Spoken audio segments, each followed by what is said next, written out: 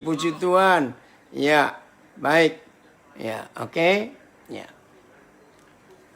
Tema kita menarik, yaitu gereja masa depan.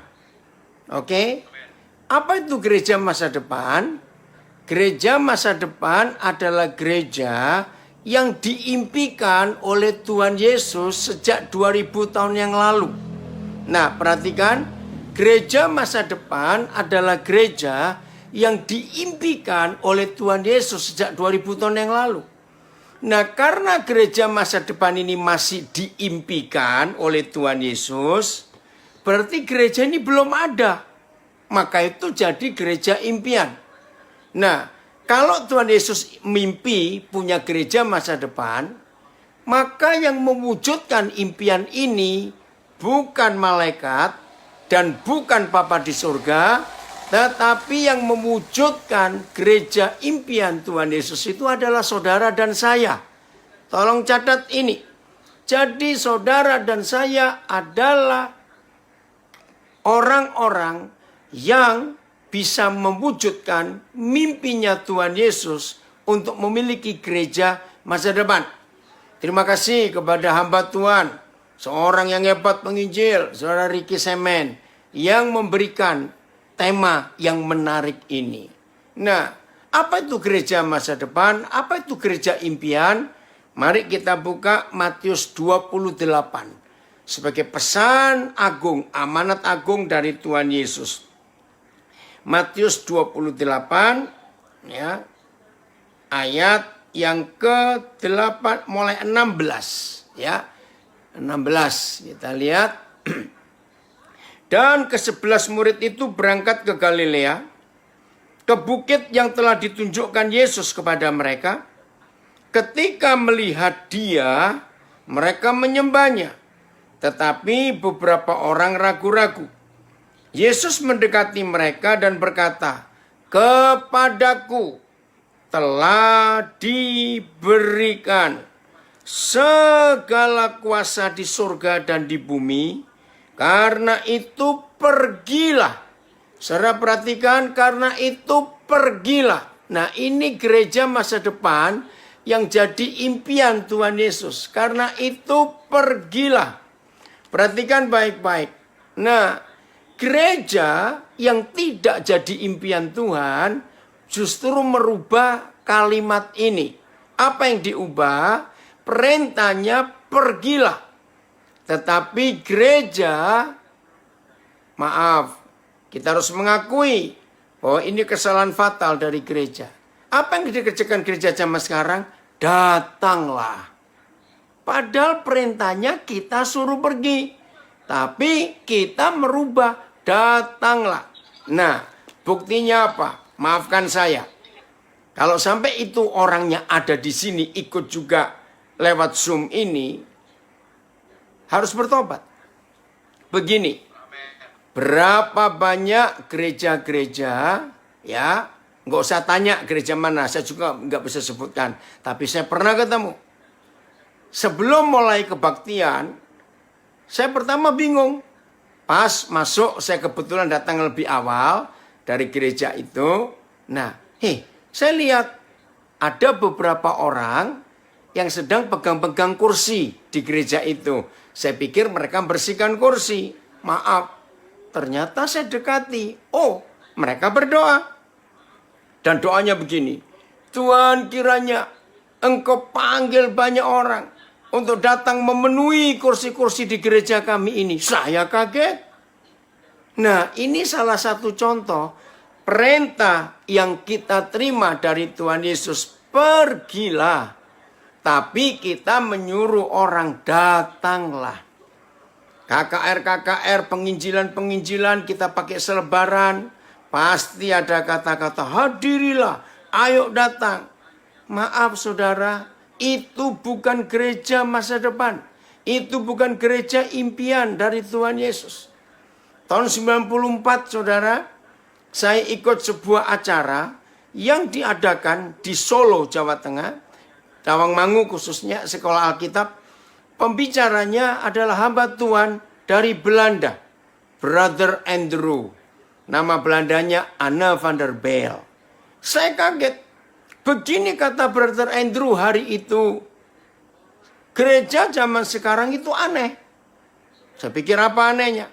Bawa alat musik, ya, ramai sekali di pinggir pantai. Lalu pasang jaring untuk nangkap ikan.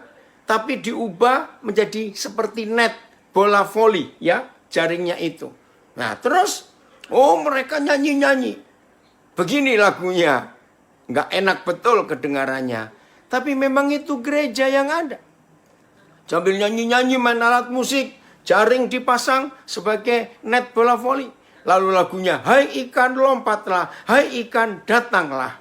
Itu tahun 94 saya mendengar khotbah yang merubah paradigma saya dalam pelayanan.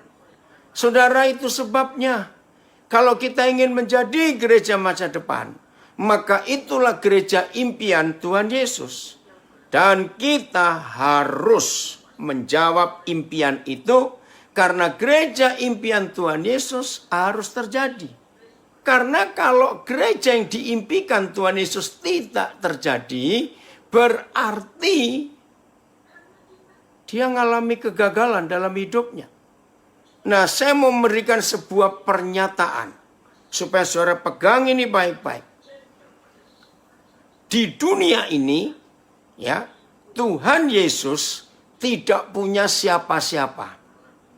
Saya ulangi, di dunia ini Tuhan Yesus tidak punya siapa-siapa. Satu-satunya yang Yesus punya adalah gerejanya. Catat itu. Saya ulangi lagi. Di dunia ini Tuhan Yesus tidak punya siapa-siapa. Satu-satunya yang dia punya adalah gerejanya. Berarti gereja ini adalah satu-satunya harapan dari Tuhan Yesus. Untuk bisa menggenapi seluruh rencana Bapaknya untuk dunia ini. Karena begitu besar kasih Bapa akan dunia ini. Sehingga Bapa memberikan Yesus. Kita tahu firman itu, saudara. Maka itu saat ini mari kita menjawab impian Tuhan Yesus untuk memiliki gereja yang dia rindukan. Nah, seringkali tanpa sadar kita memaksa Tuhan Yesus untuk cari yang lain demi menyelesaikan rencananya. Nggak bisa. Jangan paksa dia untuk mencari yang lain. Nggak punya. Yaitu kita. Maka saya ingin membuat saudara kaget dengan pernyataan ini. Maka itu kalau gereja yang satu-satunya dia miliki di dunia ini tidak bisa memenuhi impiannya, maka gagallah semua rencana Tuhan di dunia. Karena dia tidak bisa mencari, ya, pengganti gereja. Nggak ada. Itu hanya saudara dan saya. Tolong catat ini. Maka itu kalau kita gagal, otomatis Tuhan Yesus juga gagal. Lalu gimana? Nah, nanti kita akan belajar. Oke? Jadi yang Tuhan perintahkan, pergilah. Saya ulangi lagi ayat 19. Karena itu pergilah. Tapi kita bilang datanglah. Nah, itu sudah salah. Oke? Saya lanjutkan. Jadikanlah semua bangsa muridku. Saudara, ini perintah. Ini gereja impian Tuhan Yesus. Memuridkan bangsa-bangsa. Bukan mengkristenkan bangsa-bangsa. Tolong catat perbedaannya. Memuridkan. Bukan mengkristenkan. Tapi kita merubah. Oke. Pendoa-pendoa syafaat, maafkan saya kalau saya harus katakan kalimat ini. Betapa kita sering salah di dalam doa-doa syafaat kita. Salahnya di mana? Begini. Tuhan selamatkan suku A. Tuhan selamatkan suku B. Oh, mereka itu masih keras hati Tuhan. Mereka sulit mendengar ini. Tuhan selamatkan. 2 jam kita teriak-teriak, main gitar, genjreng-genjreng, nyanyi, terus menyembah dalam bahasa roh, genjreng-genjreng lagi, merintah lagi, angkat-angkat tangan, Tuhan selamatkan. Rasanya seru betul. Kalau kita ikuti kelompok-kelompok doa syafaat itu. Saudara tahu nggak? Doa itu sangat salah. Loh, salahnya di mana? Begini. 2000 tahun yang lalu kita baru baca ayatnya. Pergilah ke seluruh dunia dan jadikanlah segala bangsa itu muridku. Dia memerintah kita. Yang memberi perintah akan datang lagi sebentar. Ya nggak lama, kedatangannya kedua kali kita nantikan. Ternyata kita yang dia perintah, memerintah dia balik. Selamatkan Tuhan, selamatkan. Oh suku ini Tuhan, selamatkan keluarga saya. Tuhan selamatkan. Saudara bayangkan, kalau dia Yesus memerintah kita, lalu kita merintah dia balik. Nggak lucu. Lalu kalau kita dengan dia main perintah, yang pergi siapa? Ini fakta yang ada. Maaf, saya ingin buat saudara kaget lagi. Ya, saya sebut satu hal saja. Dan tolong jawab. Mudah-mudahan saudara menyadari kesalahan gereja. Yaitu, antara narkoba dengan Injil. Ya, perhatikan. Antara narkoba dengan Injil. Mana lebih laku? Ngerti jawabannya? Betul? Narkoba lebih laku. Ada 4 hal yang kita akan lihat perbedaannya antara narkoba dengan Injil. Tolong catat. Supaya gereja masa depan terjadi dan kita yang menggenapinya. 1. Antara narkoba dengan Injil. Mana yang pakai iklan? Ya, jelas Injil dong. Contohnya malam ini. Ya, ada acara seminar ini, webinar ini. Pak Riki buat iklan. Ya, brosur. KKR, seminar-seminar, retreat. Pakai brosur, iklan. Narkoba nggak pakai iklan. Pertanyaannya, mana yang lebih laku? Kenapa yang pakai iklan nggak laku-laku? Yang nggak pakai iklan laku. Nomor 2, harga. Mana yang gratis antara Injil dengan narkoba? Mana yang mahal? Kita semua tahu jawabannya. Injil itu gratis, narkoba itu mahal. Ayo coba cari informasi. Sabu-sabu yang 1 gram sudah berapa juta itu saudara. Kenapa yang gratis gak laku? Kenapa yang mahal laku? Bahkan di dunia ini sudah jadi bisnis narkoba itu. Ngeri. Sudah lingkaran setan saudara. Itu nomor 2. Nomor 3. Perhatikan. Dampaknya. Kita semua tahu. Apa dampak orang yang menerima Injil dan apa dampak orang yang memakai narkoba. Saya nggak perlu sebutkan ya, ngerti semuanya. Injil itu menyelamatkan, narkoba itu mematikan. Injil itu memerdekakan, narkoba mengikat dan membelenggu. Injil itu mengampuni, tapi narkoba menjerumuskan orang dalam dosa. Nah, ini pun kita ketemu lagi faktanya.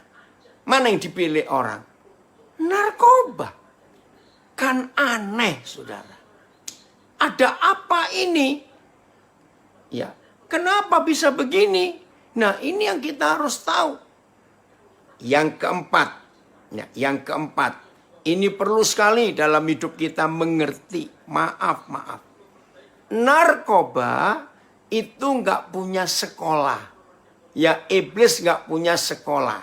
Maaf, saya harus matikan radio saya dulu. Maaf ya sebentar.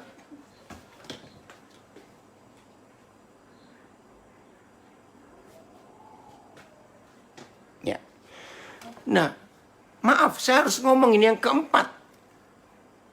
Setan dengan gereja demi mencapai visinya. Setan punya visi toh? Jelas. Untuk memasukkan orang sebanyak-banyaknya ke neraka. Setan nggak punya sekolah dosa. Tapi dosa bisa sampai ke ujung-ujung bumi tanpa sekolah. Injil yang harus diberitakan oleh gereja, karena itu perintah, pergilah kamu dan beritakan Injil itu kepada segala bangsa dan muridkan mereka. Nah, demi visi gereja yang Tuhan Yesus rindukan, gereja buka sekolah Injil, sekolah Alkitab, sekolah teologi, dan sejenisnya. Lagi sekali. Mengapa yang gak punya sekolah lebih berhasil membuat dunia jatuh dalam dosa? Tapi yang punya sekolah nggak mampu. Ini sudah 2000 tahun, saudara. Lebih malah. Separuh saja. Separuh dari penduduk dunia ini masih belum dengar Injil. Mikir nggak, saudara? Ada apa dengan kita gereja ini?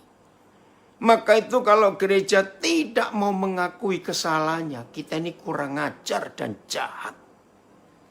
Dengan 4 fakta ini saja, mengapa Injil lebih laku ya daripada narkoba? Ya. Ternyata ada kesalahan dalam para pelaku Injil ini. Ya. Maaf, Sun, sudah bisa dengar jelas? Saya coba kenceng ini ngomong. Nah, inilah fakta, saudara. Betapa kita gagal menjadi gereja impian. Izinkan kalimat ini saya sampaikan kepada semua kita yang belajar ini. Kira-kira, saudara, lebih dari 90%. Tolong catat. Wih, kok banyak sekali. Betul. Lebih daripada 90%. Apa yang gereja lakukan, itu yang tidak diperintahkan oleh Tuhan Yesus. Justru yang dia perintahkan, kita tidak lakukan. Maaf, contoh kecil saja, tapi ini besar. Cari di Alkitab sampai robek Alkitab saudara. Kita tidak pernah menemukan satu ayat pun yang Tuhan Yesus perintahkan untuk gereja impiannya ini membangun sebuah gedung untuk ibadah. Itu tidak ada perintah di Alkitab. Cari sampai robek Alkitab, saudara. Tapi kita berlomba-lomba untuk membangun gedung yang megah dengan banyak alasan. Maaf, nggak bisa ada membantah atau diskusi, apalagi saya sebentar harus masuk ke radio lagi karena ada talk show on air ya. Saya sudah beritahu pada host saya yang di radio, mungkin saya Nah, jadi kita maaf ya saudara. Pasti masing-masing kita punya alasan. Loh, jadi kenapa? Apa salah kalau membangun gedung gereja? Tidak salah. Tapi itu nggak diperintahkan. Begini saja ya. Nanti saudara teliti Kisah Rasul pasal 2. Ya, mulai ayat 42 sampai ayat 47. Kisah Rasul 2. Ditulis pada hari itu. Gereja pertama lahir di dunia. Langsung anggota barunya itu 3.000 orang. Hari itu juga. Hari Pentakosta. Lalu di ayat 47. Begini ditulis dalam firman Tuhan. Dan tiap-tiap hari Tuhan menambah jumlah orang yang diselamatkan. Maaf. Gereja zaman sekarang yang ditambahkan bukan orang yang diselamatkan. Tapi yang ditambahkan adalah simpatisan. Kenapa simpatisan? Ya maaf. Sekarang nggak sedikit orang-orang Kristen ke gereja. Itu seperti nyoba restoran baru. Maaf. Oh itu ada restoran baru. Ayo kita nyoba makanannya enak tidak. Ternyata seperti itu prinsipnya. Oh ada gereja baru buka. Ayo kita coba yuk. Enak nggak? Itu maaf saudara. Nah setelah 2-3 kali kok gak enak ya. Cari lagi yang lain. Dan terus begitu. Padahal Kisah Rasul 2:47 berkata, tiap-tiap hari Tuhan menambah jumlah orang yang diselamatkan. Oke, kita coba hitung kasar saja. Kalau di hari pertama langsung 3.000 orang. Dan tiap hari ditambahkan jumlahnya dengan orang diselamatkan. Berarti dalam waktu 3 bulan. Kira-kira jadi berapa ribu anggota gereja itu. Dalam 3 tahun jadi berapa ribu lagi. Nah sampai selesai 28 pasal Kisah Para Rasul. Kita tidak menemukan satu ayat pun bahwa mereka itu cari tanah, bangun gedung buat ibadah. Tidak ada. Bahkan sampai Kisah Rasul pasal 28. Ayat 30-31. Ditulis jelas. Paulus sampai ke Roma. Memberitakan Injil. Lalu ada tulisan begini. Kisah Rasul 28, 30-31. Itu ayat yang terakhir di Kisah Para Rasul. Ditulis begini. Dan Paulus tinggal di rumah yang dia sewa sendiri selama 2 tahun penuh. Dan di rumah itu Paulus mengajar tentang kerajaan surga. Mengajar tentang Tuhan Yesus Kristus. Jadi itu gereja. Roma itu kota besar dari dulu sampai hari ini. Paulus itu orang sukses secara materi. Karena dia developer. Ya, dia kontraktor. Karena dia bangun banyak tenda, rumah zaman itu. Tapi kontrak 2 tahun. Nggak pusing cari gedung sendiri. Saudara perhatikan. Nah, zaman itu kita kembali ke Kisah Rasul pasal 2 awal-awal. Sebelum Injil sampai ke Eropa. Hanya ada 2 gedung besar di Yerusalem pada zaman itu. Betul? 1 bait suci. 2 istana Herodes.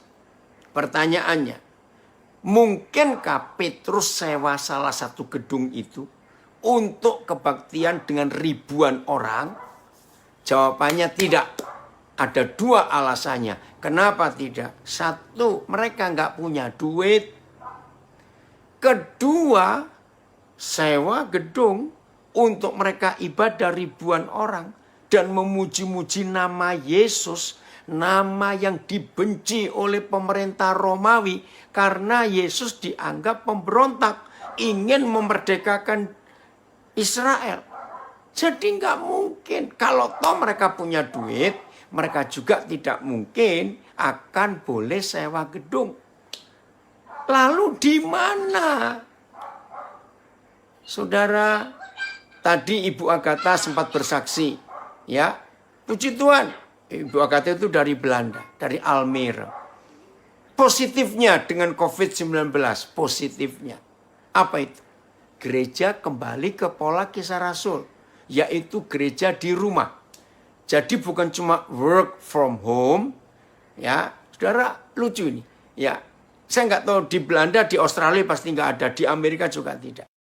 Di Indonesia, saudara-saudara, supaya tahu, yang kami pakai provider Telkomsel, ya, semua provider Telkomsel, begitu kita buka HP kita, di ujung atas di ujung kiri paling atas, ada tulisan kecil, judulnya menarik, di rumah saja. Ada ya? Nah, saya nggak tahu provider lain, karena di Papua ini nggak ada yang lain, hanya Telkomsel. Jadi kami nggak bisa pakai XL, nggak bisa pakai Mentari, smartphone apa nggak bisa. Nah itu HP kami semuanya. Di ujung paling atas kiri ada tulisan di rumah saja. Nah ternyata nggak cuma orang bekerja work from home, ya, tapi gereja juga sekarang kembali di rumah online. Nah di provinsi Papua, ya, Papua Barat belum, Papua. Kami Nabirini masuk Papua, ibu kotanya Jayapura. Tadi anak saya Pak Wesley bersama istri jadi gembala di Manokwari, itu Papua Barat. Nah ternyata Papua Barat sampai besok pun hari Minggu belum boleh ibadah di gereja, gedung gereja. Tapi kami di Nabire sudah sejak tanggal 7 Juni yang lalu. Berarti besok Hari Minggu, lusa, itu kami yang sudah kelima kali boleh ibadah. Tapi tetap pakai protokol COVID-19. Kursi antar kursi dipisah jaraknya. Jadi kami pakai kursi yang satu-satu, 1 meter, 1,5 meter kiri kanan muka belakang. Ya udah kami ikuti peraturan itu. Dan hanya boleh sekali seminggu bertemu.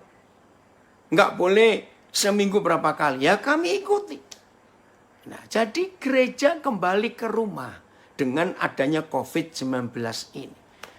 Seperti itu mereka. Waktu di Kisah Rasul, gereja yang pertama lahir di dunia dengan ribuan orang. Mereka nggak pusing cari gedung gereja. Nah, maaf saya kembali lagi. Jadi saudara, yang Tuhan perintahkan, kita tidak lakukan. Yang kita lakukan kebanyakan, yang Tuhan tidak perintahkan. Maaf. Ini baru salah satu soal gedung. Ayo kita kembali ke pola Alkitab. Nah, gereja impian adalah gereja yang memuridkan. Tolong perhatikan. Memuridkan. Wah, ini luar biasa. Apa itu pemuritan? Nah, saudara, maaf. Seringkali kita salah dalam konsep pemuritan. Yang selama ini kita pakai, ya, kumpul di satu tempat, jumlah sedikit orang, nggak boleh banyak-banyak. Lalu ada buku yang kita pakai, soal-soal pemuritan, ada kelas-kelasnya, ada kelas keselamatan, ya, ada kelas kedewasaan, ada kelas macam-macam lah, masing-masing gereja itu beda-beda. Terus kita suruh baca, suruh ngisi-ngisi soal, nomor sekian, nomor sekian. Maaf, itu bukan pemuritan. Itu belajar buku yang disebutkan. Maka itu hari ini kita harus tahu, saudara. Kembali kepada perintah. Saya baca lagi, ya, Matius 18. Ini penting sekali dalam hidup kita melihat konsep ini. Ya, belum selesai tadi. Ayat yang ke-19. Karena itu pergilah, jadikanlah semua bangsa muridku, dan baptislah mereka dalam nama Bapa, Anak, dan Roh Kudus. Oke, saya nggak bicara baptisan ya. Tidak. Oke, terus. Dan ajarlah mereka. Nah, ini loh. Ajarkan mereka melakukan segala sesuatu yang telah kuperintahkan kepadamu. Ini pemuritan. Ajarlah mereka melakukan segala sesuatu yang telah kuperintahkan kepadamu. Lalu jaminannya apa?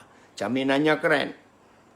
Dan ketahuilah, aku menyertai kamu senantiasa sampai kepada akhir zaman. Saudara, perhatikan. Ini yang Tuhan Yesus ajarkan kepada kita. Jadi pemuritan itu adalah mengajarkan kembali untuk murid-murid itu melakukan segala sesuatu yang telah diperintahkan Tuhan Yesus kepada kita. Berarti kita harus tahu apa saja yang diperintahkan Tuhan Yesus kepada kita untuk memuridkan, bukan untuk berkhotbah. Maka itu di Perjanjian Baru tidak ada satupun perintah berkhotbahlah kamu. Tidak. Yang ada, jadilah saksi.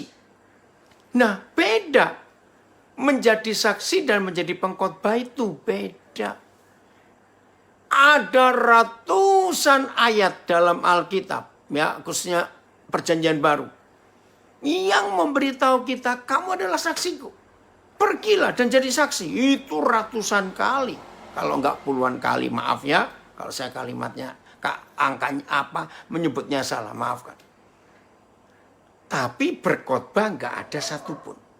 Kita pengkhotbah, tapi kita enggak dipanggil untuk jadi pengkhotbah. Kita dipanggil untuk jadi saksi.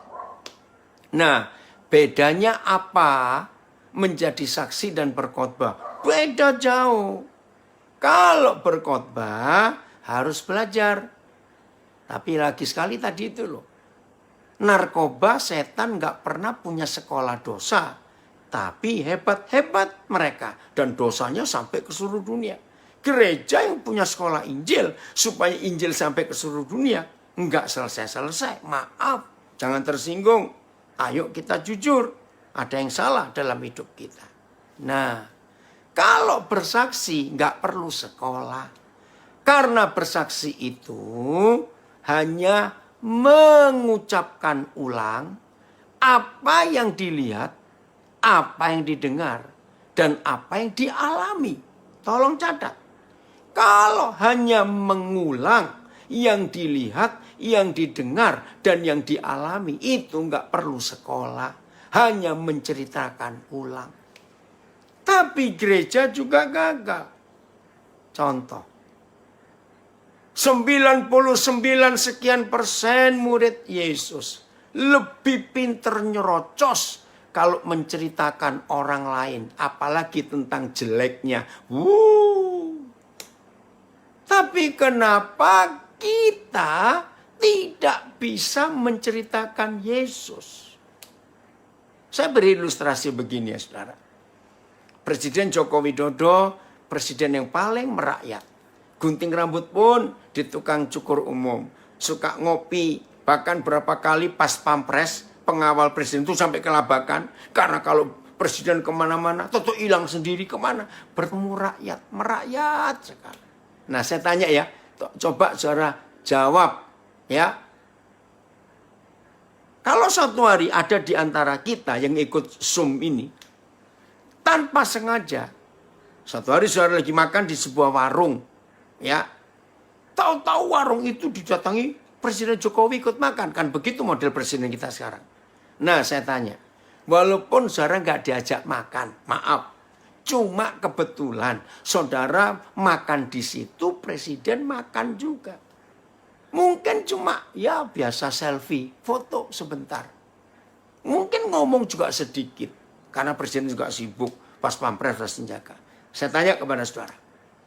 Satu, pertemuan yang gak disengaja itu. Dua, presiden saudara ngajak selfie. Karena Jokowi suka, senang kalau diajak selfie. Saya tanya kepada saudara. Saudara bisa cerita nggak ketemu presiden yang cuma berapa saat? Itu setahun, 2 tahun bisa nggak habis loh ceritanya. Aku ketemu presiden. Apalagi kalau pas saudara ikut ke syuting di TV dan masuk TV. Lalu keluarga saudara, teman-teman saudara. Kamu pernah ketemu presiden? Itu cerita nggak habis-habis. Nah, izinkan saya mengatakan kesalahan kita. Sehingga kita nggak bisa jadi gereja impian. Berarti kalau ada orang yang mengaku Kristen, mengaku murid Yesus, tetapi nggak bisa cerita tentang Yesus karena kehabisan bahan. Ada yang salah dalam hidup ini. Masa yang ketemu presiden tidak sengaja dan cuma berapa menit, bukan jam, tapi ceritanya bisa nggak habis-habis. Ada yang salah di hidup kita. Maka itu kalau mulut ini bisa nyerocos cerita tentang jeleknya orang lain. Kenapa kita nggak bisa cerita tentang kebaikan Tuhan Yesus? Kan cuma suruh bersaksi. Nah ini hal-hal kecil yang kita harus tahu. Saya baca lagi ya ayat yang ke-20. Dan ajarlah mereka melakukan segala sesuatu yang telah kuperintahkan kepadamu. Nah jadi kita harus kenal perintah-perintahnya. Oke? Ayo, saya tambahkan. Injil, ya, di dalam hidup Yesus, itu digambarkan oleh 4 hal. Tolong catat, Injil dalam hidup Tuhan Yesus digambarkan oleh 4 hal. 1, Yesus berkata, akulah terang dunia. 2, kamulah garam dunia. 3, akulah sumber air hidup. 4, kasih. terang, garam, air, dan kasih. Itu yang disebutkan sebagai Injil. Nah, kalau kita bicara Injil dengan implisit Injil, gospel, langsung yang bukan Kristen menolak. "Oi, kamu Kristen ya? Kok ngomong Injil?" Nah, ini salah. Tapi kalau kita bicara tentang terang, tentang garam, tentang air, dan tentang kasih, yakinkan diri saudara, orang tidak akan menolak. Betul tidak? Orang gak akan menolak. Karena semua orang hidup butuh terang. Maka itu kalau sudah listrik padam, wah panik. Anak-anak kecil langsung nangis. 2. Tidak semua orang butuh gula. Tapi semua orang. Betul? Bayangkan masakan gak ada garam, gak enak. Yang ketiga. Ini lebih fatal. Nggak ada orang hidup nggak butuh air. Orang mati aja butuh air. Apalagi orang hidup. Betul saudara? Yang ketiga kasih. Nggak ada orang hidup nggak butuh kasih. Binatang saja perlu kasih sayang dari kita. Betul tidak? Lihat itu. Di sosial media. Film-film tentang binatang. Aduh, mereka bisa saling mengasihi. Nah, kalau sampai kita beritakan Injil dan ditolak orang, berarti ada 2 kesalahan. Nggak banyak, 2. 1, kita bungkus Injil itu dengan agama Kristen. Jadi selama Injil kita bungkus dengan agama Kristen, maka orang nggak bisa terima Injil. Kalau mereka bukan Kristen. Wajar. Sama seperti kita Kristen didatangin orang. Membawa kitab suci agama lain. Ya kita nggak mau. Karena itu agama. Maka itu hari ini. Biarlah Injil itu Injil. Tanpa diembel-embeli Kristen. Nggak usah. Ceritakan soal terang. Ngomong soal garam. Ngomong soal air.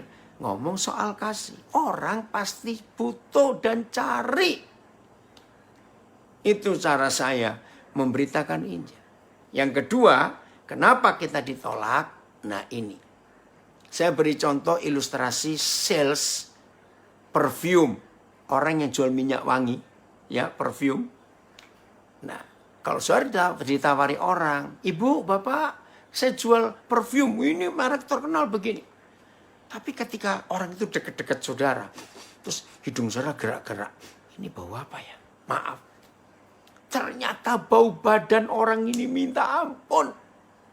Nah pertanyaannya, ada nggak orang mau beli parfumnya? Kalau dia jual parfum, tapi bau badannya minta ampun. Nah Injil ditolak orang, dengar, Injil ditolak orang. Karena kita tidak menjadi contoh dengan Injil itu. Kasih. Katanya kasih. Kenapa kita pemarah? Kenapa kita benci orang? Nah itu salah satu. Jadi itulah 2 alasan saja Injil nggak bisa diterima orang. Nah yang berikut. Saya mau bacakan ini contoh. Ya. 2 Timotius 3 ayat 10. Harusnya begini hidup kita. Yang menjadi murid-murid Yesus, supaya dunia itu dipulihkan oleh Tuhan. Ya, 2 Timotius 3 ayat 10. Tetapi engkau, ini bicara pada Timotius. Ya, tetapi engkau telah, bukan akan, mengikuti ajaranku. Engkau telah mengikuti cara hidupku. Engkau telah mengikuti pendirianku.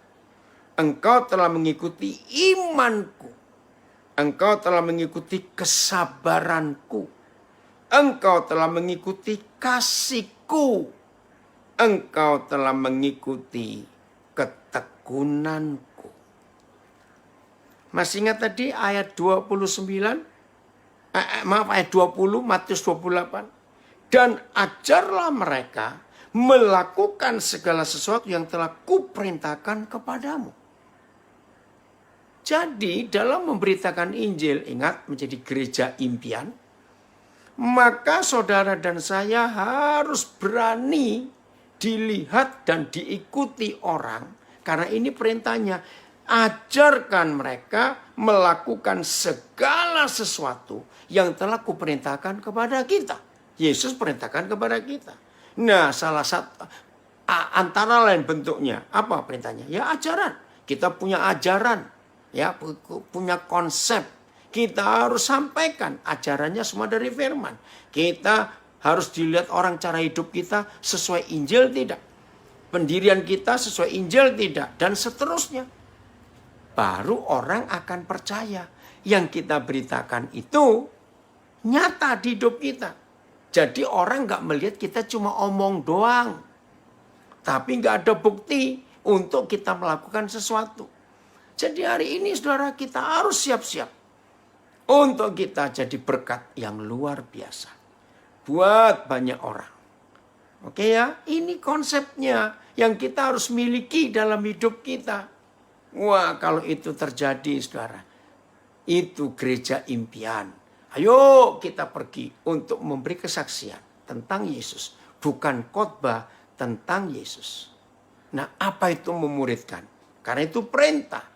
Pergilah kamu ke seluruh dunia, beritakan Injil itu, dan jadikan segala bangsa itu muridku. Oke, sekarang kita lihat. Apa itu pemuridan? Saudara, sampai hari ini, saya belum pernah menemukan ayat yang begitu jelas, yang bicara tentang pemuridan, kecuali Galatia 4 ayat 19. Saya ulangi, Galatia 4 ayat 19. Yang paling hebat soal pemuridan itu. Ayo kita perhatikan baik-baik. Nah, mulai hari ini semua saudara yang ingin menjawab impian Tuhan Yesus untuk punya gereja yang diimpikan, yaitu gereja masa depan, maka inilah pola pemuridan yang serius. Galatia 4 ayat 19. Begini kata Tuhan. Oke. Paulus menjadi jawaban, menjadi saksi. Ayo mulai hari ini kita praktekkan untuk menggunakan ya ayat ini untuk pemuridan. 4:19. Hai anak-anakku, ya, karena kamu aku menderita sakit bersalin lagi. Saya ulangi. Karena kamu, hai anak-anakku, aku menderita sakit bersalin lagi. Ini anak saya dari Jogja kasih komentar, kekristenan tanpa pemuridan itu kekristenan tanpa Kristus. Betul. Gereja yang tidak memuridkan itu enggak lebih dari warung bakso. Maaf saya berkata. Gereja harus memuridkan. Nah, ini pemuridan. Saya ulangi lagi Galatia 4:19. Hai anak-anakku, karena kamu aku menderita sakit bersalin lagi. Sampai rupa Kristus menjadi nyata di dalam kamu. Puji Tuhan, bagi yang belum kenal, host kita Pak Riki Semen, dia hamba Tuhan yang memuridkan. Di rumahnya, enggak sedikit anak-anak jalanan. Hidupnya untuk anak-anak jalanan yang dimuridkan. Jadi begini bentuk pemuridan. Itu persis seperti seorang ibu yang sedang mengandung. Nah, kata kunci di Galatia 4:19 ini, kata kunci adalah lagi.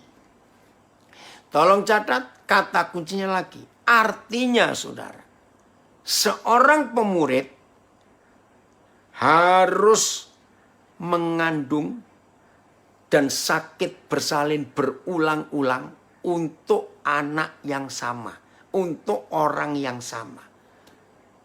Jadi begini, memuridkan itu bagi hidup, bagi uang, bagi semuanya, membagi untuk orang yang kita muridkan. Nah, 9 bulan 10 hari itu sama seperti seorang ibu sedang mengandung. Menasihati, mendoakan, ngajak makan, menegur, ya, belajar, ya, semuanya ditumpahkan, diberikan untuk satu murid ini yang sedang dalam kandungan kita. Tiba waktunya sakit bersalin. Aduh, lahirlah anak itu. Begitu kita lihat, aduh, belum serupa Kristus. Karakternya apanya masih belum. Masukkan ke rahim kita lagi. Kita kandung lagi selama 9 bulan 10 hari. Kita doakan, kita nasihati, kita semuanya. Aduh, udahlah habis-habisan lagi untuk murid yang satu. Tiba waktunya sakit bersalin. Kita menderita untuk satu murid. Begitu lahir, aduh, belum serupa Kristus. Wajah Yesus belum nampak di hidupmu. Masukkan ke rahim lagi. Didik lagi, doakan lagi. Terus begitu. Sampai 9 bulan 10 hari lagi. Sakit bersalin lagi. Lahir. Aduh, belum seperti Yesus. Masukkan lagi. Pertama kali saya menemukan ayat ini. Saya langsung lemes. Tapi puji Tuhan. Jauh sebelum saya menikah. Tuhan memberi saya kemampuan untuk menerima orang-orang apa adanya. Bahkan di antara teman-teman saya, hamba Tuhan, mereka itu memberi julukan saya menarik. Dan saya suka julukan itu. Saya bersyukur punya istri yang luar biasa. Begini julukan mereka untuk saya. Kalau orang-orang lain itu koleksinya motor kuno, mobil kuno, koin kuno, perangko kuno, pokoknya barang-barang yang antik dan mahal-mahal. Itu koleksinya kalau orang ingin punya koleksi. Tapi mereka berkata, tapi Koden, orang nyebut saya Koden. Koden itu koleksinya orang rusak. Dan itu betul. Saya kalau mendengar ada orang rusak, saya akan cari di mana orang itu. Dan saya akan bawa orang itu masuk ke hidup saya. Saya muridkan orang itu. Dan berapa kali saya ngajak tinggal di rumah. Dan risikonya dicuri barang-barang saya. Ya nggak apa-apa. Saya nggak pernah takut. Karena itu memuridkan. Saudara, ini yang ikut di Facebook saya ada berapa nama yang tahu. Karena pernah tinggal dengan saya serumah. Diambil barang-barang. Ya udah, nggak takut. Saya nggak takut memuridkan. Saya terus memuridkan. Sampai hari ini. Maka itu seorang gembala tidak boleh punya keinginan muridnya ribuan. Jangan sombong. Tuhan Yesus saja cuma 12. Itu pun kepeleset 1. Maaf ya saya ngomong ini. Nah jadi ayo kita muridkan orang dengan tekun.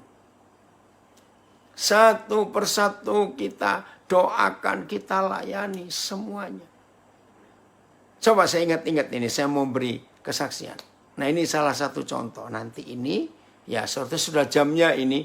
Mudah-mudahan ada yang nolong saya, yang beritahu, yang di Radio Swameka untuk sabar dulu diisi yang lain. Karena saya mau selesaikan ini. Nah kami di Nabire punya radio yang sangat diberkati Tuhan.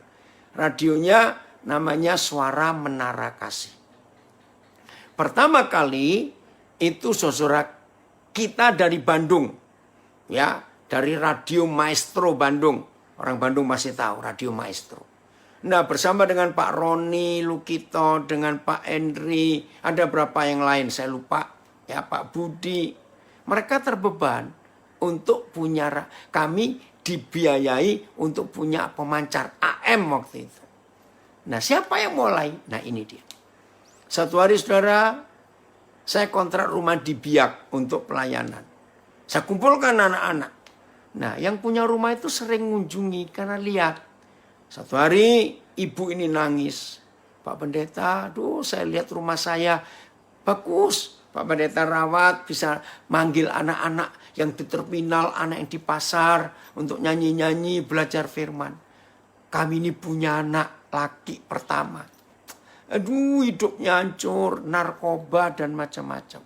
Saya tanya, anak itu di mana, Bu? Katanya di Surabaya, katanya. Jadi nggak tahu. Ya ada ginilah. Pokoknya coba ibu cari berita. Iya, dia pasti kontak saya kalau pas lagi minta uang.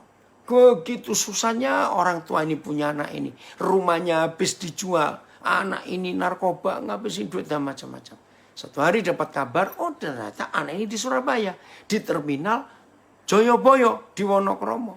Pas saya pulang ke Surabaya, saya cari. Ketemu, ya ampun, kaget anaknya, ampun dah. Modelnya. Terus saya ajak tinggal di rumah. Di Ketintang Madia nomor 66. Saudara, bikin masalah ini anak. Baru berapa hari tinggal di rumah kami. Kurir narkoba datang. Aduh, saya pikir celaka ini. Bagaimana? Sudahlah pokoknya nggak sanggup ngurus anak ini. Sudah mentok, saya juga sibuk, yang di rumah nggak bisa tahan juga. Saya telepon ibunya. Bu, maaf ini. Aduh Pak, jangan dibawa pulang. Kalau dia itu pulang, saya yang mati nanti. Aduh, terus gimana? Suatu hari, saudara, saya betul-betul minta, Tuhan ini anak harus diselamatkan. Wih, hari itu saya dekati dia, saya ajak ngomong, saya peluk dia, saya doakan. Wih, setannya keluar, saudara. Itu kaca di rumah kami bisa digaruk sampai bunyi.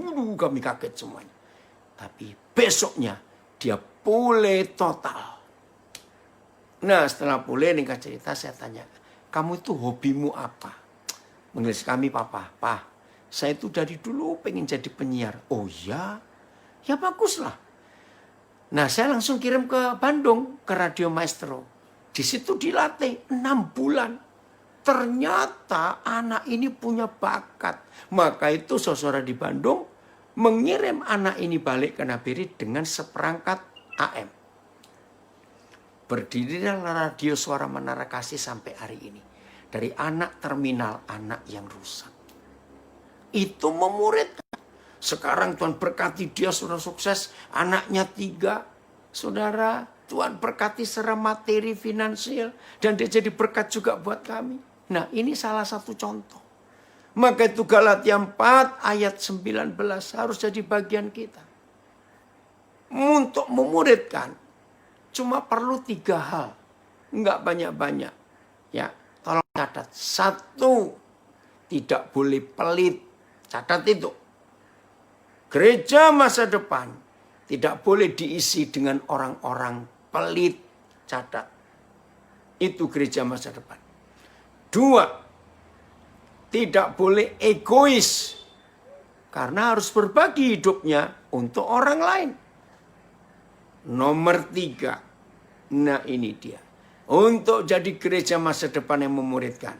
Saudara, pertama harus bisa buka mata. Mata dibuka. Untuk apa? Melihat siapa yang perlu terang, garam, air, dan kasih. Buka mata. Kedua, buka telinga. Mendengar orang-orang yang menangis. Ayo kita bawa. Itu. Yang berikut, buka hati. Untuk kita sama mereka. Paulus dan Petrus dalam perjanjian baru adalah 2 hamba Tuhan yang, dengarkan ini, yang memberikan perintah. Hendaklah kamu memberi tumpangan. Tumpangan. Nah, tumpangan itu bisa di rumah jasmani, tapi sesuai ukuran kapasitasnya. Tapi kalau rumah hati ini bisa banyak kapasitasnya. Betul? Nah, setelah buka hati, buka rumah. Oh, maaf. Ya, bentar. Zoom-nya habis.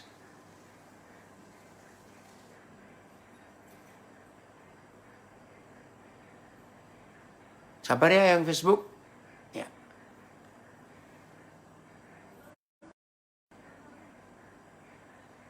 Udah? Bisa masuk lagi? Udah ya? Oke. Woi, Teddy, kamu hadir. Oke. Udah? Saya lanjutkan ya. Nah, jadi setelah buka hati, buka telinga, buka hati, buka rumah, lalu buka dompet, saudara. Itu untuk memuridkan. Jadi, ayo mulai hari ini kita menjadi gereja impian Tuhan, menjadi jawaban buat banyak orang dalam hidup ini. Dan kalau kita memuridkan, jangan milih cuma orang yang baik-baik ya. Jangan. Maka genaplah yang Tuhan katakan.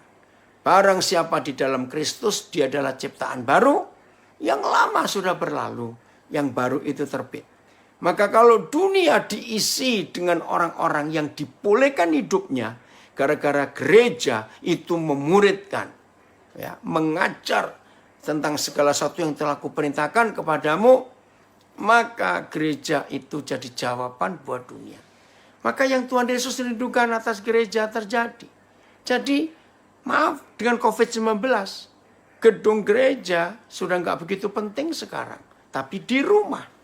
Maka itu ajak orang bisa tinggal di rumah dengan kita. Oh, orang itu dibolehkan. Sampai sekarang kami di rumah, saya nggak cuma berdoa suami istri, ada 2 anak kami. Dan mereka adalah guru. Dan mereka tiap hari lihat hidup kami. Maka itu pemuritan itu nggak cuma khotbah, tapi betul-betul melihat, menunjukkan Yesus dalam hidup ini. Wah, Yesus itu nyata. Jelas ya? Maka kita ayo mulai hari ini, kita menjadi jawaban buat dunia. Kita melakukan apa yang Tuhan Yesus katakan. Yaitu memuridkan. Bagi hidup, apa saja. Jangan lupa buka mata, buka telinga, buka hati, buka dompet, buka rumah. Terus kita menjadi jawaban buat orang lain. Oke, Tuhan Yesus memberkati saudara semua. Dan mari kita menjadi murid-murid Yesus yang memuridkan orang lain juga. Amin. Oke, Pak Riki, bagaimana? Papa ini harus keluar ini. Pak, ya. bisa nggak Pak? 1 orang aja atau 2 orang, Papa? Boleh, ya. Siap untuk bertanya ya. Ya, hanya 2 orang. Ya, silakan. Pertanyaannya sesuai, Bapak Ibu, Gembala, pertanyaannya sesuai dengan yang dibagikan, jangan keluar kemana-mana itu dia. Ya. Ya, oke. Yang pertama, boleh siapa yang mau bertanya? Ya, shalom. Ya, shalom. Pak Gembala, Pak Stephen Lumansik, kalau saya bicara Bapak berhenti dulu, nanti saya berhenti Bapak bicara. Oke, silakan Pak. Silakan Pak. Silakan bertanya. Pak Stephen, silakan Pak. Mana yang tanya? Suaranya Pak. Oh, Jun, beritahu Opa Agus suruh tunggu sebentar, habis ini korden selesai. Ada? Suaranya Pak. Pak Stephen. Terima kasih.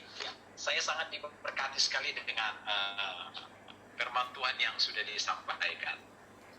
Cepat-cepat ada pertanyaan saya. Ya. Gini Pak, kebanyakan kenapa tidak banyak menyuruh pergi hamba-hamba Tuhan? Karena semua memakai ayat yang dihubungkan dengan 5 jawaban.